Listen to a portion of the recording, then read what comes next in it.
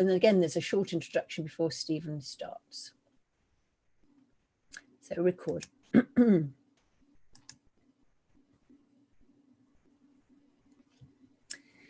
So welcome everybody. It's Tuesday, the 9th of June, and this is a webinar for trainee MFL teachers with Steven Fawkes. I'm Helen Myers. I'm the chair of the Association for London, the Association for Language London branch, and also a member of the management board of ALL. And you'll be hearing Steven later on. If you are already a member of ALL, it'd be great to know that, because you put your names in the chat to tell people and encourage people to join. And we'd like to announce that if you join today and use the code webinar10, you would get 10% discount on membership of ALL. So it's really worthwhile. You'll be able to get access to this recording later on through a website address, which we'll give you. And can I just advertise things that are coming up this week? I'm going to be spending every evening here. Tonight we've got Steven. He's coming back again on Thursday for another short little talk. And then tomorrow we've got Julia Morris talking about how to create escape rooms using Google. Last week we had someone talking about doing escape rooms using a product, but she's showing how to use Genially and Google. And then on Thursday, we've got Steven back again. And on Friday morning at 10 o'clock, all the way from Australia, he is in Australia, is Chris Hart, who's going to do another technology conference. So you're very, very welcome. They're all free. So we have an etiquette I've already talked about being professional and kind. And here we are then. This is what it is, a webinar for you. Steven's been twice the president of the Association for Language Learning. He's a trustee and membership officer, and he's a fellow of the association. He's also chair of the ALL London as ALL branch in the northeast of England. And you can see he's got a fantastic job details there, working for the BBC, but also working in schools, and an author. So he does everything really. So here we are, over to Steven. I'm going to stop sharing my screen now, and I'll be watching the chat for any questions that you might have.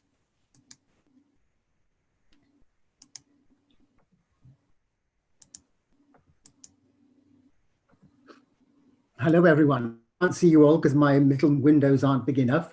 But if you can see me, you can see my hair started to grow as everybody's has. So we now all have the lockdown haircut that we're going to be living with for a little while. It's very nice to be with you. As I said in my letter, if you've read the letter, I very often spend time at this time of year with groups of trainees in universities and schools who are about to complete their training year. And so I'm missing that really, because it's always nice to meet people out in their establishments and to wish them well for the challenges that are to come after the summer. Whatever happens then, we're not quite sure. So I've been doing sessions with trainee teachers or maturing trainee teachers for about the last 25 years. And they've always been on the same sort of themes, but they've evolved every year. So they used to be about culture, then they became about culture and creativity.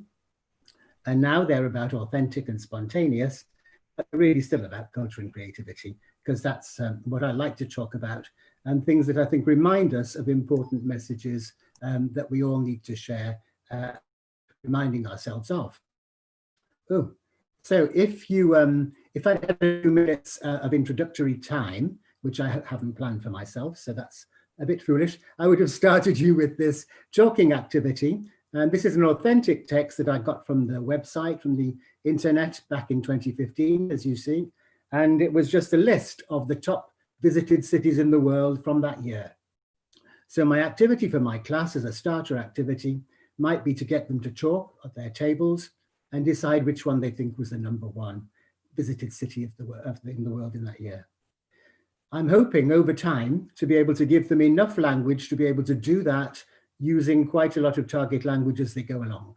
So I'd need to be teaching them things obviously like, I think, maybe, perhaps, or even I've been there, or that sort of interjection as well. So my point would be to give them something authentic to talk about, and then gradually develop the language alongside that so they could talk about it. I don't know, by the way, why it specifies that it's talking about Bangkok, Thailand. That's the only country we see in there. I suppose to differentiate it from Bangkok in Bedfordshire, which I'm sure is delightful as well, but obviously not one of the top 10. You obviously being teachers are all wanting to know what the top city was, and there it was. Hong Kong was the #1 in 2015. But if we do that same activity again in say a month's time or after half term, then maybe I'll use 2016 figures and it'll be an entirely different result. So the authentic text, which I came upon purely by chance when I was just surfing around the internet, serves me as a sort of resource for my speaking activity that I want my learners to be involved in. So our new, not new for you obviously, but it was new in 2014 and it's the latest one we've got.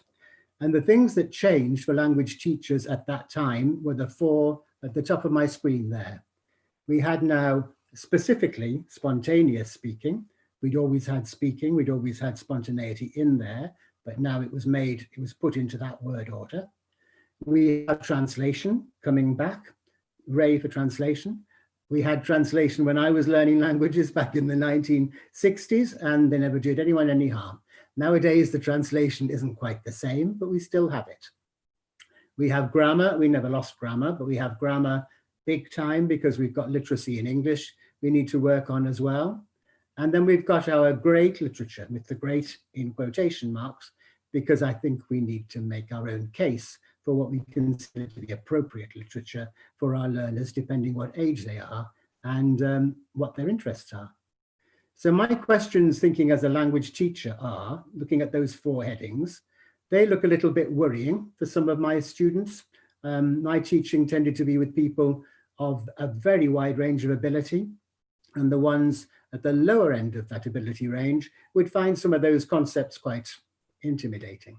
So how do I make that motivating? How do I make it interesting for people across the ability range? How do I make that fit with everything else I've already got in my scheme of work and in my teacher's head? And how do I make it make sense to my learners so they can see what all these different things are, so they don't think, oh, now we're doing a bit of translation. Oh, now we're doing a bit of literature. Oh, now we're doing some grammar. Oh, now we're doing some spontaneous speaking. So that's why my summary, to try and make it digestible for my students really, is those 2 words. It's the new curriculum, to my mind, is about authenticity in the sort of texts we're looking at, the sort of communications we're looking to get them to produce. And it's about accuracy, and that's about spelling and phonics and grammar, those things that are so big in our minds just at the moment. So here we come on to Ofsted. You have to see Ofsted sooner or later. Ofsted are our friends. Do bear that in mind. They are our friends. They give us advice as well as things that we should be thinking about, things that are wise to think about. So currently they've given us 2 new words. 2 words. They've given us 2 words, and they're not new words at all. They've given us 2 words to focus on as schools, as institutions.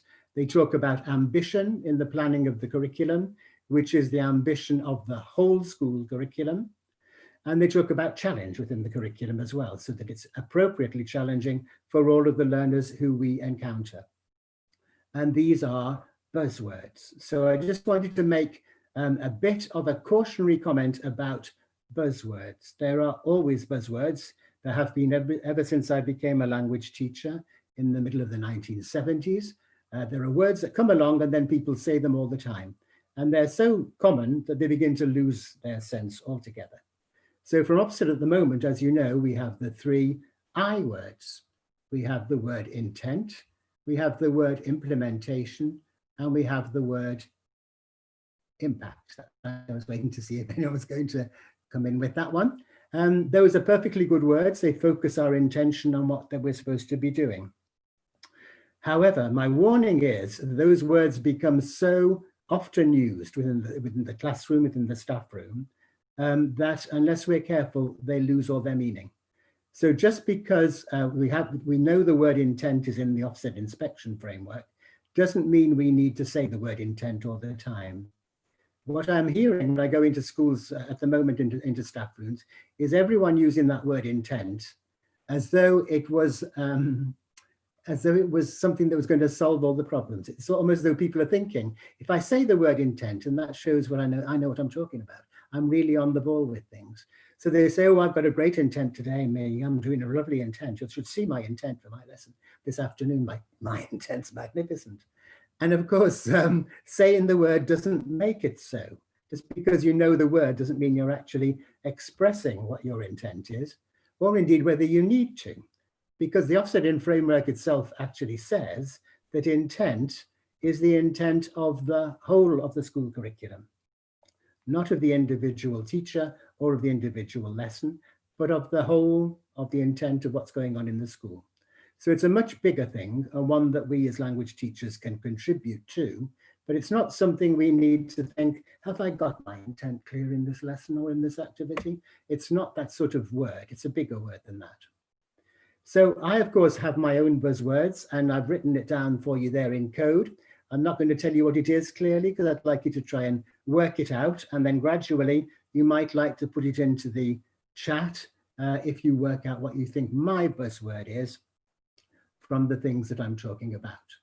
By the way, I can't see the chat at the moment, so let me see if I can find that and see if anyone's saying. I'll keep an eye on that for you. So I'll tell you what people have. Shall I tell you what people are writing already? No, that's fine. But if there's anything you think that I need to respond to, maybe you Yes, well, people are already coming out with what your buzzwords might be. Good. Well, can you stay there in the window? It's reassuring to hear you talk. I'll stay in the window, yes. Thank you. Okay. So here are my questions about the session this evening. Why am I talking about these things? Why authenticity? Why creativity? And then also why literature? That was a Michael Gove word that went in, by the way. I shan't be mentioning his name again during the evening. And the reasons are these. So there are external pressures. There are the pressures that schools put us under, that exams put us under, and that inspectors put us under. Those are pressures, we need to be aware of them. But there's also, for me, more importantly, professional considerations. Why do I, as a language teacher, think it's useful to include authentic resources, literature? Why do I want my learners to be creative with language? Those are the things I can do something about, because I'm the teacher in the classroom. I'm the person who can make those things happen if I want to. I can't affect the external pressures very much so at all. So my considerations about these are, I would like to use these things if I am convinced that they help my learners learn the language. So it's not just about giving them extra things that are on top of the rest of the curriculum. It's about using these things to deliver the curriculum and the outcomes that I want them to have. So I want to intrigue them, to tease them into the language, and I want to help them to learn the language as well. Okay. So you'll know at the moment there's a big project going on, which is known as NCELP. People pronounce it differently. I like the letters, which is the National, anyone? It's the National Center for Excellence for Language Pedagogy. There we are. And it came out of the Pedagogy Review in 2016. And it's got pilots going on around the country. And the focus of those pilot schools is working with focus on vocabulary, grammar, phonics, and what they call meaningful practice. So that's revisiting that language in a meaningful, communicative sort of way. So I think as well as those things, it's also about building confidence, because the theory is if children and teenagers feel that they know what's going on in the language lesson, if they can understand a lot of the language that they're seeing or hearing, and they can manipulate the language fairly confidently, that will help them be more confident as they go forward. So can I just say lots of words? There's still people coming out with lovely words that these could be. Self-efficacy is a very nice word. I thought it was a lovely word. Also, can you see it now then? Can you see the chat? I put it on now so I can see one or two of the words. Yeah. All right. So one of the reasons why I want my learners to be creative with their language is because I think as a human being, they need to be flexible. They need to be able to respond to context, even when they're not what they are expecting. And one of the issues we have with the way some of our course materials work is that they give learners the impression that everything can be solved by a script. They say, this is what you need to learn about this particular topic. And then when they go beyond that script, then some learners think, I've been cheated there. I wasn't told I needed to learn how to say this. They're expecting to be told everything they need to know, which isn't going to happen because we don't know what we're going to be saying next. So just to demonstrate that language is not predictable and that learners need more than vocabulary and those little structures they get very often, I'm going to show you some photographs, which are authentic photographs from France of signs that you wouldn't necessarily expect ever to see or to cope with. So here we are for non-French speakers, roadworks. If you want to go straight ahead, turn left. It doesn't make sense. You would never teach anybody that, but it's true, it was there. To struggle against aggression when you're in your car, learn how to relax regularly. Close your eyes, stretch, relax. Health and safety goes out of the window when you're learning foreign languages. You don't need to worry about those things at all. And here we have a Google Translate error. Obviously, they put in Polish sausage, and they got back Polish the sausage instead of Polish sausage, because they can't tell the difference between an adjective and a verb. That's the simple reason for that. So they need to be able to cope with these things. And the other thing I think as teachers, what we need to do to share with our learners is that language can be very amusing, not always on purpose, that people make mistakes, and those mistakes are part of their language learning journey. They're not something to panic about. It doesn't matter if you make a mistake, you'll learn something from it. And here are some illustrations of these. These are people writing in English who aren't English speakers. So I am not by any means mocking their attempts at English, but I am amused by what they've written, and it illustrates the point for me nicely. So the Ramganga is a river in India, and the sign by the river says, "This river is inhabited by crocodiles. Swimming is prohibited." And then the final punchline, which I think is rather cruel, "Survivors will be prosecuted." This is the sort of thing, but they haven't quite got the tone of voice quite right, I think. But their English is fine. Menus are always a popular source of this sort of thing, which I collect, by the way. And I was in Brno a couple of years ago and went into this restaurant, and I ate one of these dishes, but I couldn't tell you which one it was. So they'd had someone in who had translated their menu into English, and this is what it contained. So roasted chicken a la pheasant. This is obviously a chicken that thinks it's more than a chicken. It's a really high status chicken. It wants to be a pheasant. So that's why it's called that. Trout after Miller dressing. Those of you who are French teachers might spot this is translating truite à la meunière, or après la meunière, they seem to have decided it's going to be. This sounds horrible to me. Who would eat cat's whipped cream? It just sounds like something that they've found. But horseradish obviously makes up for everything else. Grilled hermeline. I don't know who she was or why she needed grilling, but obviously she gave up her secrets very willingly. And I think that's what I had. I think I had knee-based dumplings, but I never worked out where the knees came in. So these are people who have looked at words and thought they recognized them and written something down and got something that's not quite English.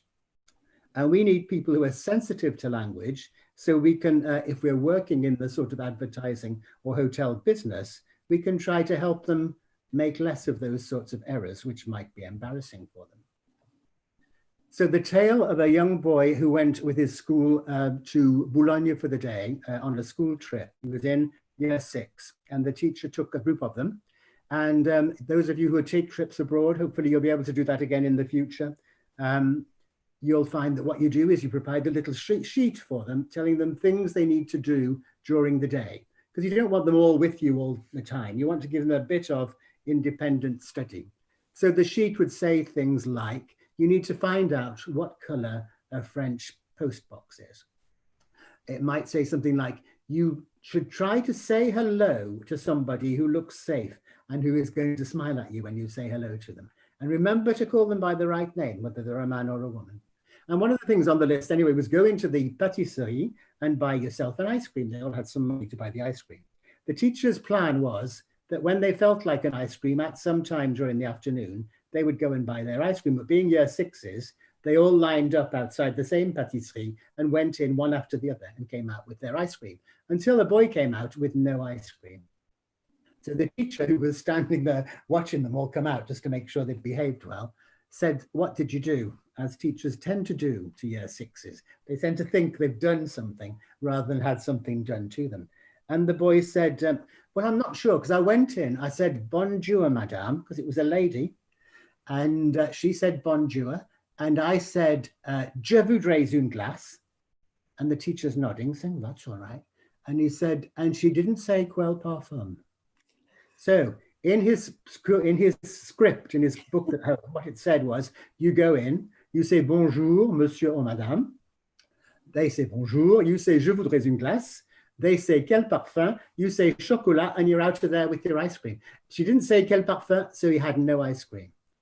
That's not the sort of learner I want. I want a learner who's going to stand by his guns and get his ice cream by one means or another. So I want people who are a little more determined, a little more flexible, and not put off by something like them not saying the right thing.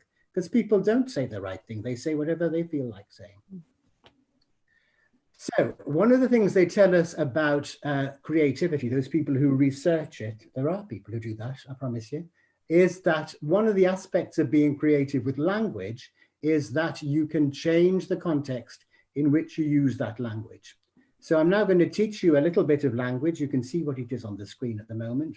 And then we're going to change the context. And when we do that, I'll need to hear people talking, Helen. So can we ask them to unmute themselves?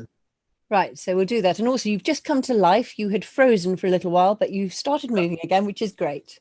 All right. But we heard you clearly. So would you like people to open their mics now or later?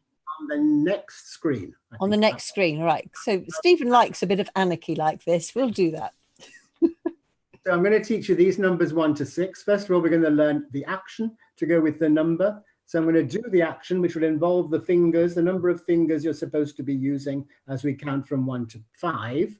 Number 6 is too exciting for you to learn all in one go. So I'll come back to that in just a moment. So you should be looking at me doing this. You should be doing the same thing on your screen. I can only see Helen, so she's going to be the guinea pig for everybody else. So here we go. I've got one finger and my action is like this. Can I see everybody doing that? I'm just bouncing it off. Right, right on there. Okay, that's a number 1. So number 2, here's my number 2, my fingers close together. It was like this, under the lip, and then bang off the end of your nose. Just touch the end of the nose, that's your number 2. Can I see the number 1 again? And the number 2 again? Yeah, oh, thank you, Ruby. Yeah, anybody else who'd like to join in, it'd be great, do. Number 3, I've got 3 fingers, and it looks like this. It's like that. Oh, you can't see. So I'll come too close to my camera to be able to see any higher. Number 4 is weird because it has a sound effect with it. So there are my 4 fingers, and it goes. Hi, Daniel. It goes. Ugh. Oh. So I need to hear the sound effect. Thank you. Number 5 is obviously 5 fingers, and it goes like this. Okay, can we see number 4 again? Oh. That one, very good, Helen. Yes. Number 3. Is that one? That's right. Oh, like that. 3. Number 2. Oh, it's not that one, is it? Who remembers? No, oh, yeah. you Daniel. 2. The left one and number 1. Oh, I forgot number 1. Number 1 is the bouncing off your. Oh, bounce, that's it. Yeah. So, Fran Taylor, I can see you. If you'd like to open your video as well, that'd be great. And number 5. What was number 5? Oh.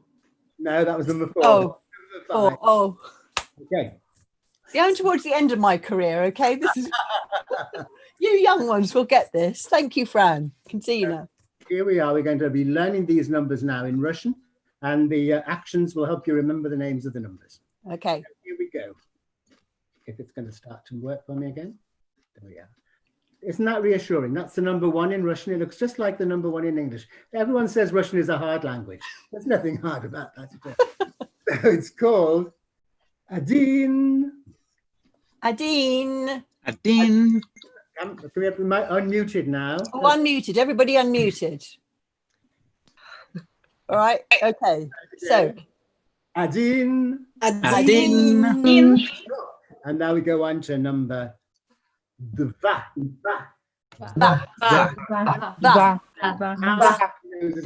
Oh, Rebecca's there now, and Julie. This one. No. First one.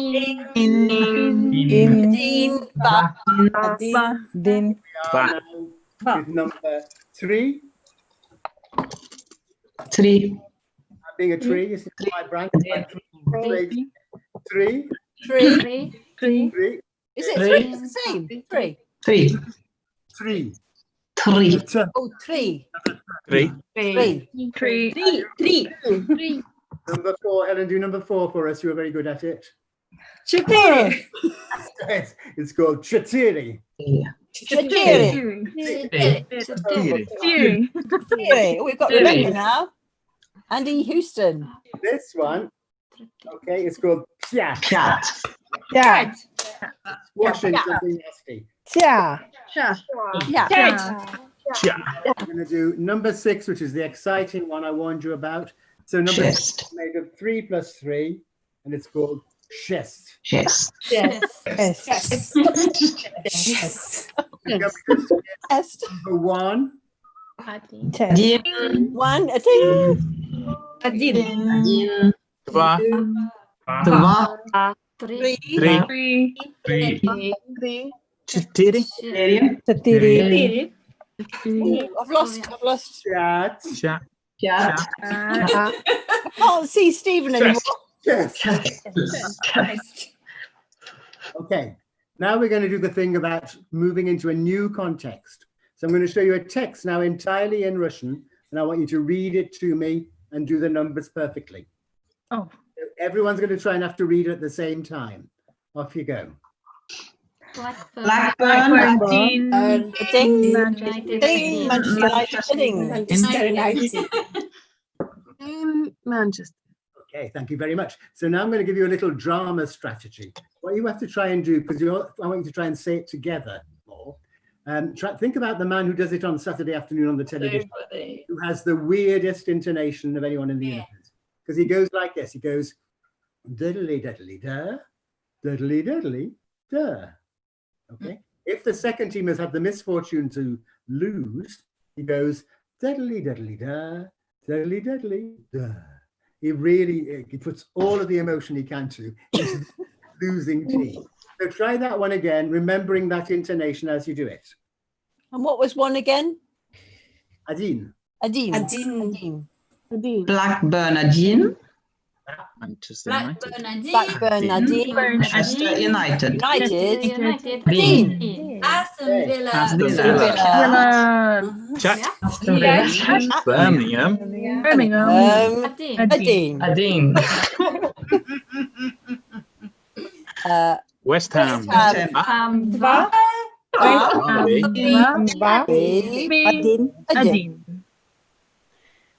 Arsenal. 3. Reading. For 4. Intonation. I just don't know the words. I can do the music now, please.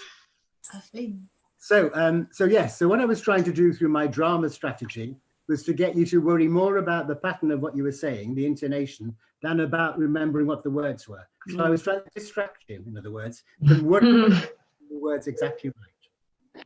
So thank you very much for that one. So now I'm going to try and show you a little bit of a video. So anything else? Should we close our mics?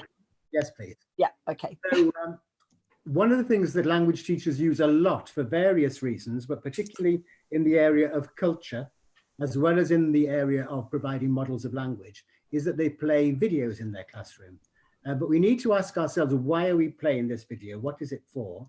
And we need to give our viewers and people in our classrooms something to do while they're watching it. So while you're watching this little video, I only watch you a little bit of it, can you think about a question you might ask your French class after they'd watched this video? Now I'm going to see if I can get the right thing that I want to share and then just play it for you. And it's gone there. Is that it? Meanwhile, we see all the faces. That's lovely. And then I need to go here. Can you see the video? Yes, we can. Okay. And have you shared the computer sound?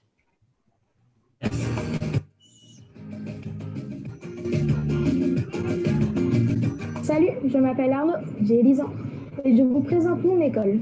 Elle s'appelle Plateau DJ, elle est belle. Regarde. Tu viens avec moi? Voici l'entrée de mon école. J'y arrive habituellement à 7h30. Voici le bureau de la directrice. Bonjour Madame Selimène.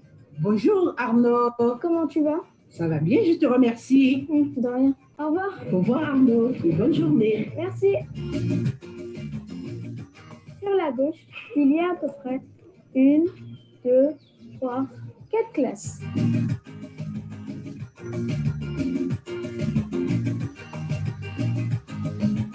Ensuite, il y a la salle d'informatique, ce grand bâtiment. Dans la salle informatique, il y a 14 ordinateurs. Sur ces ordinateurs, on peut y jouer et écrire. On y va? Voici la cour de... Okay, so there we are. So a very charming presenter there, I think, very engaging. I like the way he talks. He's very enthusiastic about the size of his computer room, and he's very friendly with his head teacher. Did you notice? He called the head teacher too. I think that's a surprising thing. So, so if you were reviewing that with your class, whatever age they might be, I think you could watch that in secondary as well as in primary. What might you be thinking about? That's my question to take away, really. What sort of things would you ask in your class to do? The one thing you can't ask them to do when they're watching a video is to write answers to questions. We can't give them comprehension questions, as it were, because if they're watching their screen, they're not going to be looking at their piece of paper and vice versa. So we need to get them to do something. What I would do maybe would be to get them to look for similarities and differences between the school we've just seen in the whichever island it was in, I've forgotten which one, and just signify to me whether they're thinking that they're seeing things that look the same or things that look different, or things that sound different if they're really listening to what the boy is saying. So I might ask them just to use a little bit of sign language and show me the same if it looks the same, or different if it looks a bit different, or really different if it looks very, very different. So I've got them to do something. They can do that with their fingers, and I can just stand at the front and watch them and know that they're watching the video rather than doing all those other things that pupils find to do when they're supposed to be watching a video. So, and I think that is, can I just say that that's the challenge, isn't it? Finding them while they're watching, so that you're, rather than saying, I'm going to ask you at the end this, presumably it's at the time they're watching.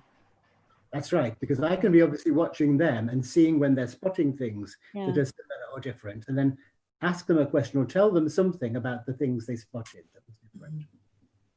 So real authentic materials such as video can do all these sorts of things.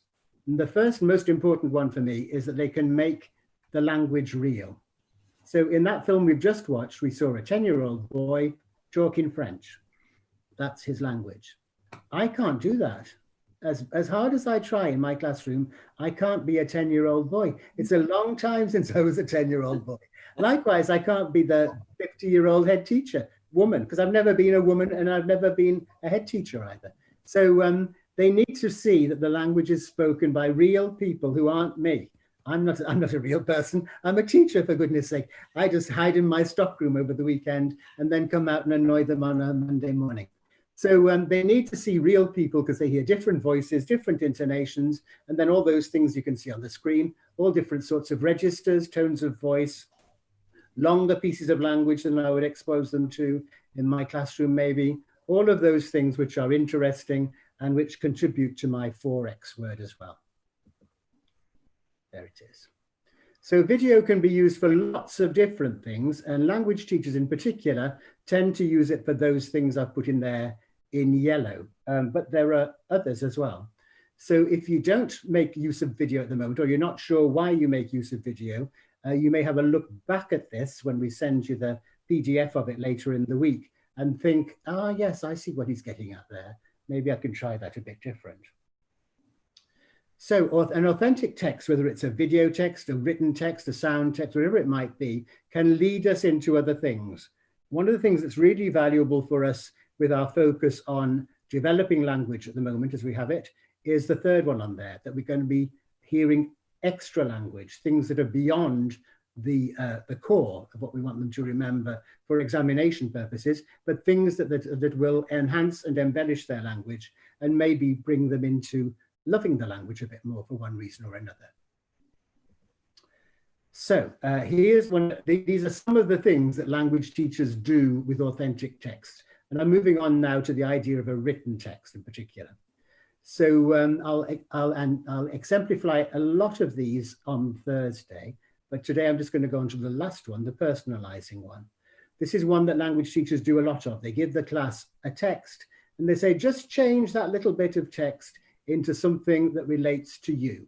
So if it's a letter just about someone describing themselves, you just change the details to things that are true in your life rather than in the original letter.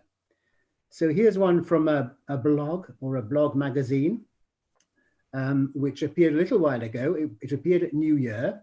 As you can see, it's called Gratitude. And basically what she has written, this woman whose name is Tina, is what we would call a list poem in English. So she's just saying thank you for, and then it's a list. So we've got one structure, basically. We've got gracias, por, and then we've got nouns coming afterwards.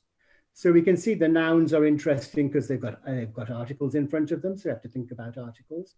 So we could begin by interrogating this text and see if we can work any of these things out. What is she grateful for in life? Are there any of those words we already know? And then obviously what I would like to move on to afterwards is get my class to make up their own list poem about things that they are grateful for, which may not be, for example, third one down in the right-hand column, rain. They may not be particularly grateful for rain because we tend to get plenty of rain. So that's not particularly something to give thanks for. But of course, if we didn't have it, we'd be in a sticky situation. So that's one of the authentic texts that you can find at the web address in the bottom right-hand corner on the ALL Literature Wiki.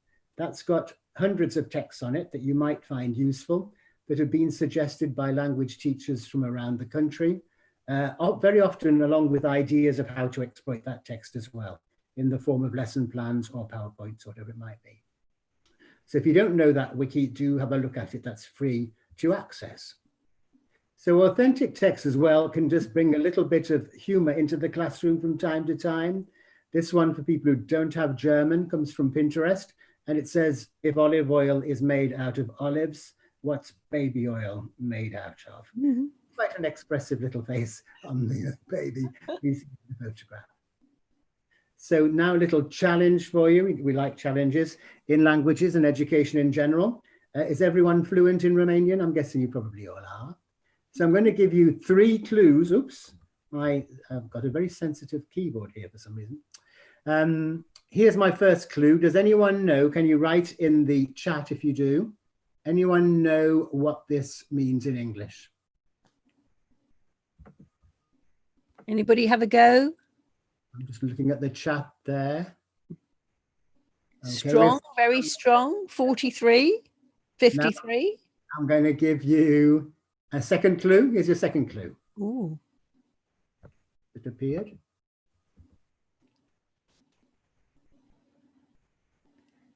Seven. Okay, it's nobody getting that one just yet. Game of Thrones, Star Wars. There we Force go. Awakens. So here's your third clue. So yes, it is The Force Awakens, exactly. So what does that good, Sophie. about the Romanian language? It teaches us that they have a different word order from us, or they use a different construction because their word that means force is right at the end of that sentence, not at the beginning. So that's an interesting thing we've just learned about Romanian that we didn't know. So here's another one. I'm showing you these because one of the things I think we forget about in the way that we organize lessons sometimes is we make everything into a test, whereas in real life, bits of language have nearly always got a context, and you can try to work out what the language means from the context. So here's another one, also in Romanian. There's no clue, no one having a go at that one just yet. Foam party. So, party doesn't sound like the sort of film I go to watch, Helen. I'm not sure about you. This is Alan does. The picture clue. So there it is. Do you recognize the font, anyone? Anyone recognizing this? So here's your first Hunger clue. Games, someone suggests. Oh, very well. That's very impressive by recognizing the font. There's normally people recognize that that symbol. Anyone know which one it is? It's that one. Is it called The Revolt in English or something like that? Anyway. So I think phone games is better, really.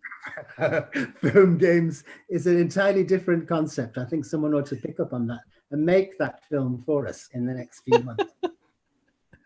So on these two issues then of creativity and culture, our previous program of study, remember the program of study is the law of the land. This is part of the national curriculum. This is what we have to be doing in Key Stage 2 and 3.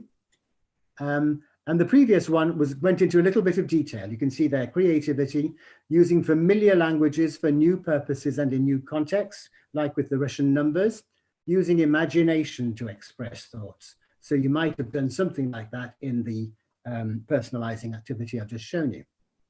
And then in culture, appreciating richness and diversity, recognizing there are different ways of seeing things. Our current program of study is less precise. It puts everything together into this one statement, really. Yes, it's about expressing ideas and thoughts in another language and understanding and responding to speakers. So this is where we come back to how we interpret it into the classroom. This is the meat and drink of our classroom, really. These are the sorts of activities that ought to be way up towards the top of the pile. We need people to be manipulating the language and saying things, offering ideas and being ready to say something in the classroom spontaneously about whatever, something that happens, something they see, something that sparks off a thought. Okay, so this is about communicating. This is a photograph that I had when I was working at the BBC, and email had just come in at the time. And I had an email from my nephew. You can just see my nephew kneeling down on the right-hand corner of the photo, who was about 4 at the time. He'd never sent me an email before. And it came in just as I was heading off for an important meeting. You know how you always have important meetings at the BBC.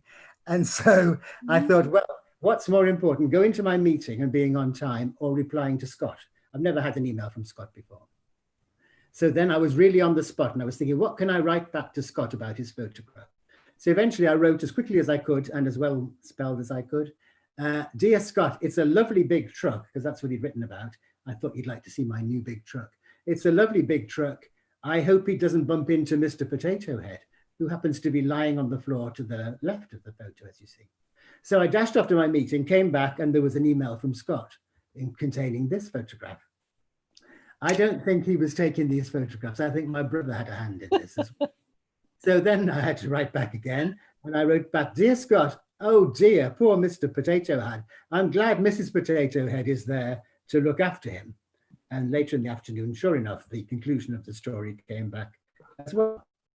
So what we were doing was creative writing at a distance, based on these photographs that my brother was obviously taking. And that's something we used to do a lot of in our classrooms back in the 80s and the early 90s, I guess, writing stories collaboratively around the classroom. One person would write the first bit and then pass it on, and then someone else would write the next bit and so on. That's gone a bit out of favor now, but nowadays, of course, with our electronic communications, we can do it with all sorts of resources, not just with written words. We could do little bits of film and then get people to make the next bit of the film, or we could send photographs and get them to take the next photograph and write a caption for it. Or we can write a story and just send it around by email, around our class or between classes, or indeed between schools. But this little bit was going to be about photographs, because I think photographs, now they're back in the GCSE, are at risk of just going into that bin, which is GCSE preparation photograph. Know what to say about a photograph when you say it. I think they're more interesting than that. I think there's more to talk about in a photograph because someone has taken that photograph, they know all about it, and they can answer questions about it that other people might have. So curiosity is something we often have about photographs, particularly if they've got somebody in that we recognize. So all of those questions on the left-hand side of my screen there are things that I want my class to be able to say anyway, in year 8 maybe, year 9 maybe, with have you been on the end. So if I give them a photograph and then encourage them to ask me questions about it, then I'm getting at the spontaneity and I'm getting them to recycle those structures which are part of the grammar that I want them to have recall of. So here's a photograph I saw in Spain when I was allowed to be there at the end of last year. I was staying in a seminary, a converted seminary, which is now a hotel. And these were the seminarians from the year something like 1876. And this photograph was the whole of the wall in the cafe where I had my coffee in the morning. And just look at those faces, look at them. You could write a novel about these people. Some of them are absolutely terrifying, and some of them look as though they're in the wrong photo. I'll show you a close-up. So there's that one in the middle. He is obviously the prince of evil. He is going to be doing something terrible in the rest of his life. But then behind him, there's the Peaky Blinders. How did he get in there? He hasn't even got a top hat. So there's all sorts of things I wanted to ask these people that I can't ask because obviously they're not of this world anymore. But I just thought these photos are amazing. It made me remember to use more photos when I'm doing things with students as well.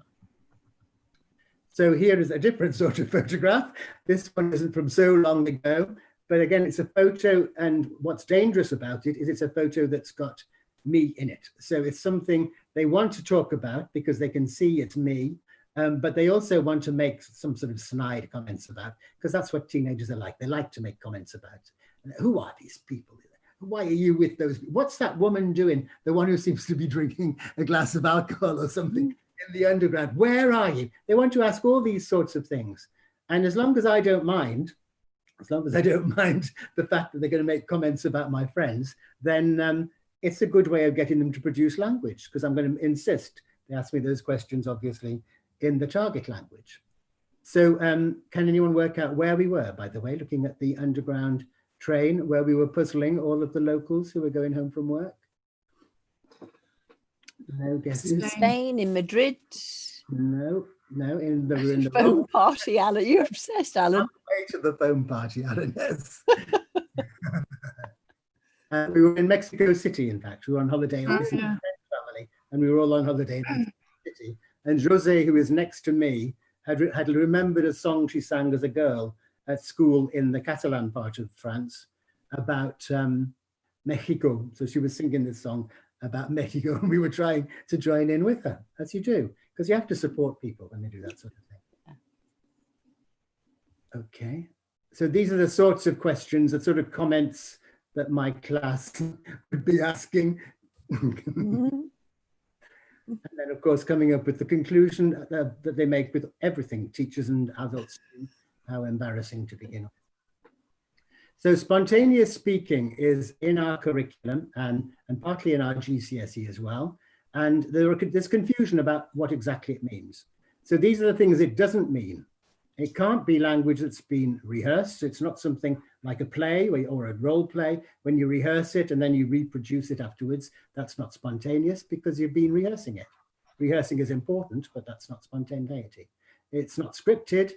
It's not structured. It's not like a speaking frame or learnt by heart. That's not, those are important things, but that's not the spontaneous bit. It's also not necessarily, to my mind, having an answer that you produce very quickly. Some people are training their students that when they ask question A, they say answer A. They say the matching answer. But to my mind, that's not spontaneous. That's learning it again by heart. That's following a script. Spontaneous is when they say something they want to say, something they hadn't thought of saying until the words start to come out of their mouth.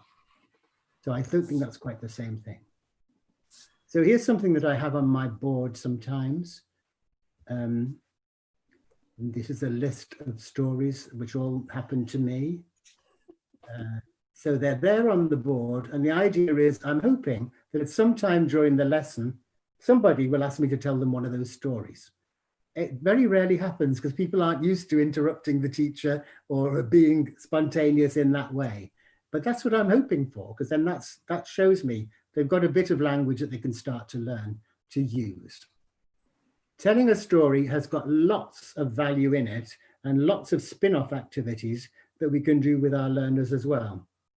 So if I, as a teacher, am getting my class into the habit of listening to anecdotes, I'm calling them stories, but they're really little anecdotes, things that happen to me, then they'll get into the idea of how you structure that sort of thing. One thing that adults often say when you meet them, like people who I used to teach, who I meet, if they go on holiday to France or to Spain or to Germany, they'll say, what I really want to do is to tell them a story, tell them about my people I work with or my family or something like that. But I never know all of how you put the story together. So I think our learners can benefit from having stories modeled to them and get into the idea that you use this sort of preposition to begin it, or this words to say then. You need to particularly know your verbs like I went and I said and he did this and I bought and so on and so on. You need to structure your story around those. So the story can be a very valuable text type. And of course, authentic stories, there are loads of. So those things are things to collect and hang on to if you like them. So back in 2005, here were Ofsted telling us about challenge, that our pupils needed challenge. This was at the time when we had a lot of very structured teaching. It was the time when lessons, there was a sort of recipe for how you were supposed to construct your lesson that applied across the curriculum. It was a nightmare to my mind because I don't think language lessons are like other lessons. So I don't think you can construct them in the same way. So anyway, the Ofsted inspectors were saying because teachers were doing that, they'd lost this other aspect. This is what happens when you have buzzwords. People forget about the good practice they've already got and the things that they know work because they're trying to do something new. So my message is hang on to what you know works and what you enjoy doing as a teacher. So I think the implication from that Ofsted thing is that as well as those highly structured activities, we also need some things that are a little bit more risky, I've written there, a little bit more edgy, where they're not quite sure they're going to get it all right. They might make a mistake, heaven forbid, in telling a story or in doing a piece of writing, whatever it might be. But they need those because that's what stretches them to do the next things and to have confidence in what they're doing. So how am I doing for time, Helen? You're fine. I mean, we've had nearly an hour, but I spoke quite a lot at the beginning. Okay. And we record it so that everybody can have a copy of it afterwards, even if they do have to leave. I've only got 6 more screens anyway, so I'm not. So here we go. This is the sort of activity I would use to try and get them to recycle bits of language, which are actually grammar from my point of view, by doing an activity which is more playful than that and more creative than that as well. So it's an activity against the clock. It's something we do a lot of, and it's very important because against the clock activities focus their attention and create a little bit of adrenaline. So they do go at it quite vigorously. So the activity is going to be to generate sentences around words you know. And it could be a speaking activity. The one I've set up here would be a writing activity. So I'd ask them to organize their piece of paper or their page on their exercise book like this, divide it into 4. They've got 4 boxes. One is going to be for questions, if they can think of any questions, one for statements, one for negative statements, and the other one for anything else, if they think of anything, other sort of language. And then the idea is they're going to try and write as many short sentences as they can into those boxes in a legible writing within the time limit that I give them. So at this point, if I'm working with year 8s, they'll say, well, we don't know any questions. And I say, yes, you do. Last year, I taught you these questions. Remember these? We don't know any negatives. I say, yes, you do. Remember I taught you about nut and fat and nut and jammy and so on. Oh, yes. So then you remind them. You have to remind them. So these are the sorts of things I think they might have learnt in year 8 or year 9. So questions like where is, how much is, and so on. So I remind them of some of them, and some of the brighter ones might think of some others, but they can keep them to themselves because they can use that in their piece of writing in a minute. And then you start the clock and you say, so I want you to write me as many sentences as you can in those 4 boxes, put them in the right box if you can, unless you get carried away. And I want you to write your sentences about, and then you announce your surprise theme. And mine is going to be apples, because I thought, well, why not? Nice Cézanne painting in there. Cézanne had the famous quotation about, avec une pomme, je vais étonner Paris. So why not astonish me with your lovely sentences about apples in 4 different boxes in your exercise book? You could see how that could be a speaking activity as well. It would be more messy, obviously, and there'd be a lot more mistakes probably in what they were saying. But again, if I want to get them more automated in replying to things and saying things, I need to try and organize that sort of activity too. And the outcomes from that sort of thing would be more than just using the words. So I'd be supporting their memorization because they're revisiting the bits of language I want them to. I'm trying to encourage their spontaneity. They're moving language into different contexts because they might have learned where is in the context of going around town, And now they're doing where is in the context of finding an apple. If you happen to have lost your apple, it's the question you need to ask, isn't it?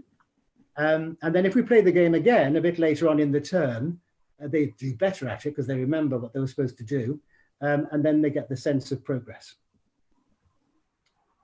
So here's a little bit about how we might encourage them to be creative from the beginning of their career. I think that's the key thing. We don't wait until the end of the process. We give them little activities right from the start, where we're getting them to rehearse things, to try and perform them, to try and make up a new sentence, and we're not worrying too much about their errors. Rehearsal is the key thing when we're thinking about speaking, I think. So that might be getting other people to respond to what they're saying, making them do things, doing Jacques-a-dit type activities and so on. Showing them what you mean when you're writing, getting them to change their mind. You might have a better idea and you show them, you write something on the board and then you change your idea about one of the words, or you change the verb, or you add in an adverb, or you add in a quotation or something to make the text more interesting. Adapting a structure, recombining the bits of language. So I'm not going to do that because I'm going to come back to that on Thursday. So authentic text, which I'm going to talk about a lot more on Thursday, I think what we need to do is to think about an authentic text for whether it prompts a response. I don't think we have to worry about the children or the teenagers liking it. I don't think we have to think they're not going to like that. If they don't like it, that's fine. As long as they can tell me they don't like it. That's what I want them to be able to do. That's where the spontaneity comes out. So I'm not going to have huge long texts, obviously, but just short things. And then if they don't like it, that's fine. I'm not going to be hurt by that. So things like these infographics that we're seeing more and more for people who are dyslexic as well as everybody else. So they're things which are very relevant across the piece, really. They have lots of information on them. We can do lots of different reading activities about them. They're attractive, they're visual. We can use them as a model if we want our pupils to be able to write things as well. We might ask them to write something about healthy eating or unhealthy eating as a result of reading one like that. And there's one, a French one about the little pleasures of every day. And then you could have a lot of cultural discussion in there about why French people are so happy with these things here. So yes, some things happen with my numbering, never mind. So yes, if we want our pupils to be spontaneous, we need to get them towards being spontaneous. And that means we need to do some things that aren't spontaneous to begin with. So we need to train them to be confident in their pronunciation, in their recognition of the phonemes when they see them written down, so they can read them quickly as well. So a starter activity I would use for that would be something like the one that's coming up in just a moment. But the first thing I need to say to my class, in fact, I'd need to remind them of regularly every year, is that talking is a real activity and it's an important part of a language lesson. If you're talking in the target language, that's proper work. It's not just wasting time or doing something because the teacher hasn't got anything else for us to do. It's the focus of our work. It's 25% of our work. And a lot of people, I think the second one is true about, people can be good at talking even if they're not good at writing. So those who are dyslexic or who don't have good writing skills can still be really good at speaking. So this is the sort of thing I would give them at the start of a lesson to say, can you pick your language, obviously, run down the list, see if you remember how to say that in your target language. Can you put the intonation in the right place? Can you remember what those groups of letters are sounded like, the silent letters in French and so on? Can you have a go at that? Just something to get their mouths warmed up before we start our proper lesson. And then turn it around. So I give them a list of place names in this country and say, now, if you were a Spanish person, you've never learned English, and you saw these places written on road signs, how would you pronounce them if you hadn't learned your phonics?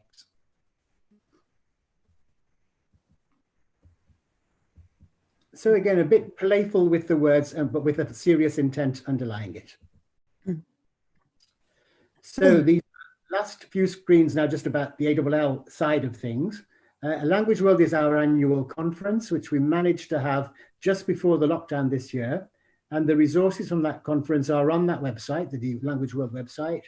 A lot of the presenters gave their presentation for people to read afterwards. So if you're interested in seeing what was in the program from Language World this year, then you'll find a lot of them on there. Not all of them, but a lot of them. The magazine Languages Today, I think you might have seen already, is downloadable this time round, free of charge for everybody.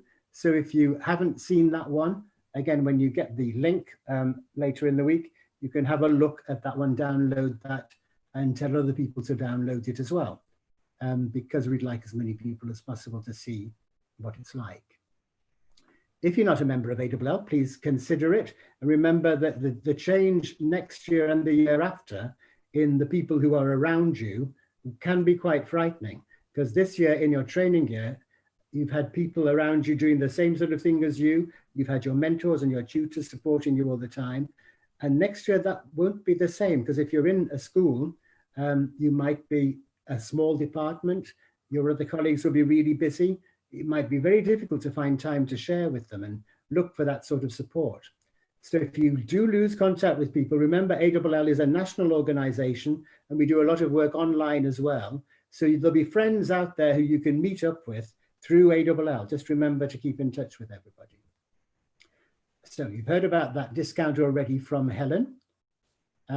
Yes, a reminder at the bottom there, if you are a member, if you've joined as a trainee this year, and if you can spell congratulations, which I obviously can't, then if your email address changes, do change it on the website, go into your own details and change it. Otherwise, you'll stop receiving the emails from the office because they won't know where to send it to. I think that might be the end of my message to you today. So if you're coming back on Thursday, I'll look forward to seeing you.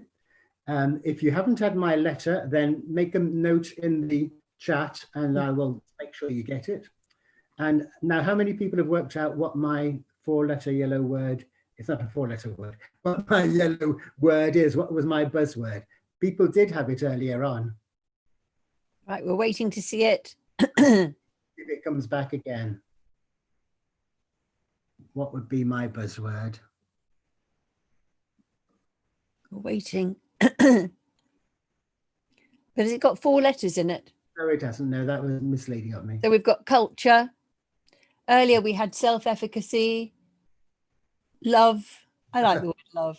Spontaneity, enjoyment, purpose, motivation, curiosity, intent, fun. Well, it could be any of those really, but my actual word was motivation. So thank you for the people. Motivation. So we've got that. The others are also, a lot of those are also highly relevant. So thank you very much for joining in. Remember your Russian numbers forever. And I'll see some of you on Thursday. Thank you so much, Stephen. I'm really looking forward to Thursday. Lots of people saying thank you there. You know, it's such a pity that people have not been able to see you in the flesh in their universities, because I know that's what you've done. But really, you've done a great job there at putting across your message, all these thanks. And I, of course, have heard you for many, many years, for many decades. You've always got to have at least a yearly dose of Steven Fawkes. And what you see is the way that you just convey this absolute love, intrinsic love of language and playfulness with language, but also of culture. And it's true, that is something. I mean, a lot of you are starting off now in your teaching, and you've probably, you know, buoyed up with that. It tends to be sometimes that people can get so bogged down, can't they, with what we're told we have to do, following schemes of work, that people can forget that. You just remind us of that, Stephen. So thank you so much. So you're allowed, if you like to now, people can open up their videos, and that would be great. Do you want to stop sharing your screen, Stephen? But if I can also ask a question as well. Is that all right, Stephen? Yes, of course. Because you were talking about the importance, this is a question which came up and it's always in my mind as well. You love the idea of spontaneity, of people having a go, but then it's balancing with this idea, you said at the beginning, you know, this emphasis on accuracy. So how do you cope with it if somebody is being spontaneous but actually is grammatically incorrect? What would you do?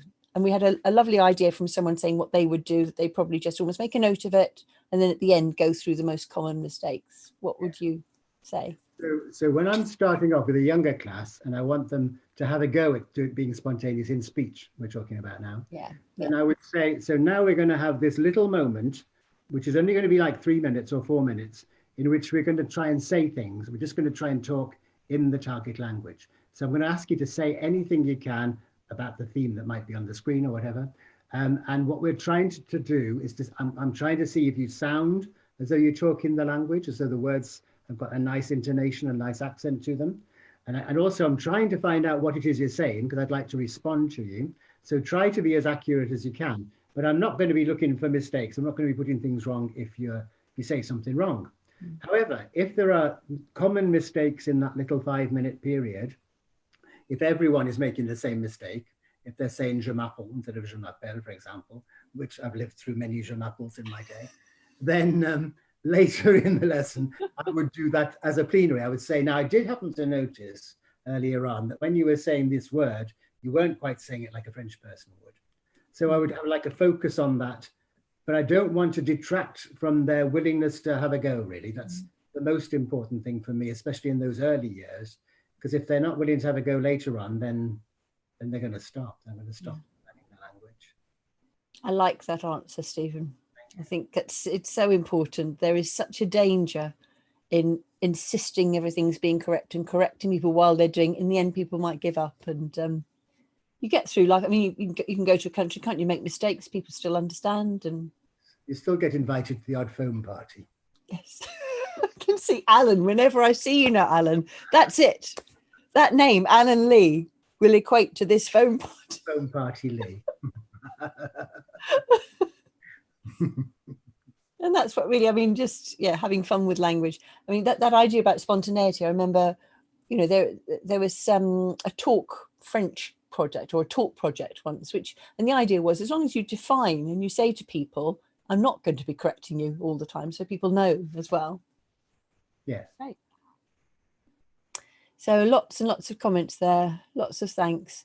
And what we'll do is I collect all of the chat. Stephen's really, you can understand, you can believe Stephen's very meticulous in looking through things. And if things come up, you'll be able to address that, won't you, Stephen, if there are particular questions? Someone was asking about when their membership renewal date might be. Oh, right. The answer is I can't tell you, because it depends when you joined, because it's for a year from the day you joined. Yeah. So if you look at your details inside the website, that'll tell you when that is. Mm-hmm. Yeah. So I'm trying to see if there are any other questions. I can't see any. I mean, the idea about, you know, I will then send an email to everybody with a link to everything that we've looked at tonight, so that you'll be able to see the recording and the chat. And also in the letter as well. The letter I've actually put on the event, on the site for the event. But what I'll do is I'll put that onto the website that's got the recording, so everything's together. Because it's a lovely letter that Stephen's written. Plus, as a special bonus, we've got the text of a talk you gave at the Pixel conference. And I didn't hear that talk, but I saw on Twitter, it was clearly, I'm not going to say anything about the rest of the conference, but yours was the highlight, apparently. Absolutely the highlight. So it was an enormous conference. It was at the Oval Cricket Ground, and they had 600 and odd languages teachers on there on a Wednesday. Incredible. On a Wednesday? Yeah, all day they were there.